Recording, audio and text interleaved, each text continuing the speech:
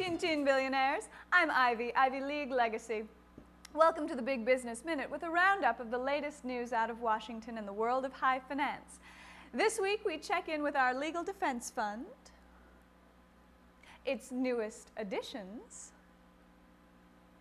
Bush's panel recommendations for an overhaul of the tax system, and Treasury Secretary John Snow's visit to the land where everything is made. For more, we visit Monet Oliver DePlace in his own undisclosed location, his mansion. Monet? Good day, Ivy. Monet, there have been rumors that Dick Cheney is going to retire in advance of a possible indictment regarding his involvement in the Valerie Plame leak. What's the inside scoop?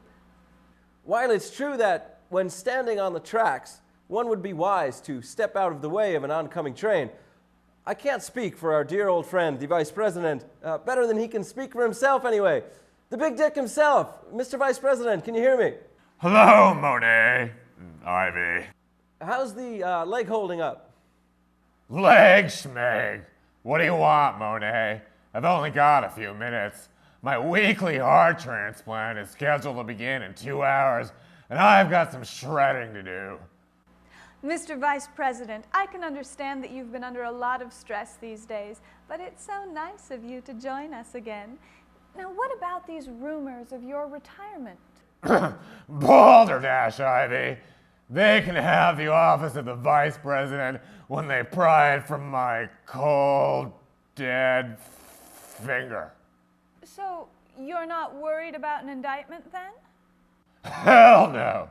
Scooter was my bitch in the office, and I'm sure I'll make a nice bitch in a federal penitentiary.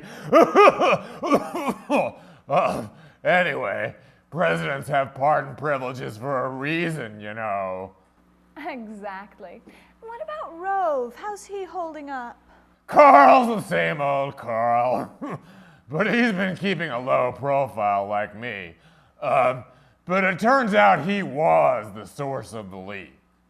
Really? This is a huge scoop, Mr. Cheney. What can you tell us? The leak on my yacht, Monet. The SS Condoleezza Rice-A-Roni.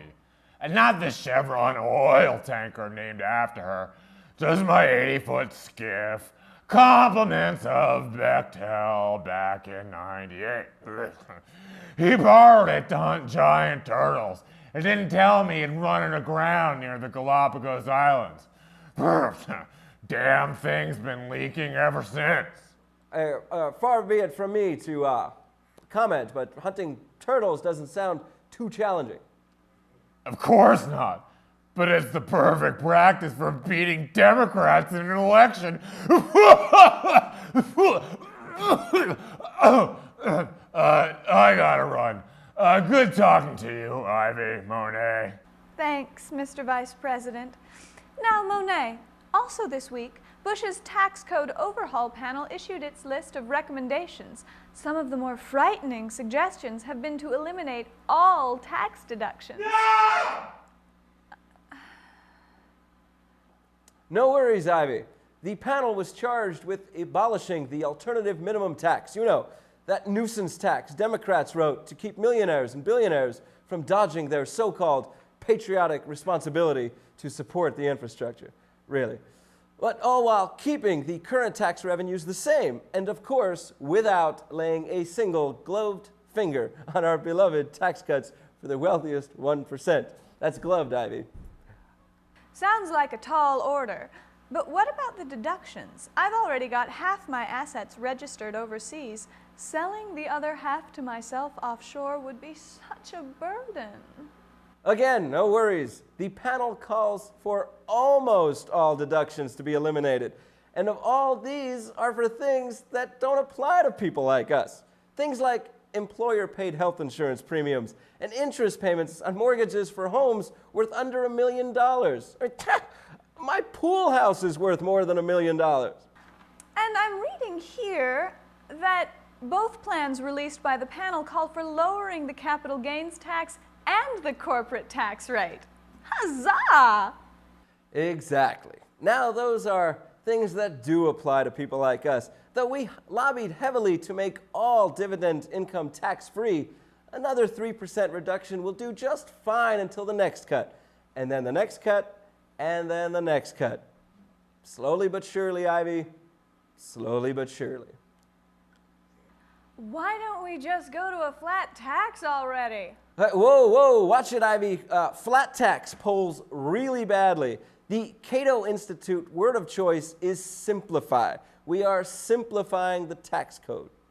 By eliminating taxes on investment income and lowering what our corporations owe while passing the burden on to our workers?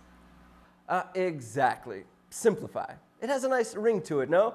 And simplifying, or a flat tax, really is much fair. It takes the peaks and valleys out of the current system, smoothing them out so that we can all stand on a level playing field. Smoothing out so the peaks, us, come way down and the valleys, everyone else, go way up, right? Simplify, Ivy. Simplify. Thank you, Monet Oliver DePlace reporting. And finally, tonight we turn to China, where Treasury Secretary Snow scolded Chinese officials for their lack of financial modernization. I mean, did you know that most people there still pay for things they need with cash? Where are we, the Middle Ages? Credit, baby, credit. Though their economy still grows at a blistering 9% and their savings rate is almost 50%, the Chinese would do well to heed Snow's lecture and adopt an American economic model, moderate 3% growth with a -0 savings rate. China, quit hoarding the dough. Borrow and spend, baby, borrow and spend. And don't worry, you can always get another credit card, but cash, you don't know where it's been. That's all for this week's edition of the Big Business Minute. Tune in next week for our expose on Congress's latest round of spending cuts in Hey Big Spender, Pass the Scissors! Who needs Medicaid and financial aid anyway? For Billionaires for Bush, I'm Ivy League Legacy, reminding you that we're all in this together. Sort of.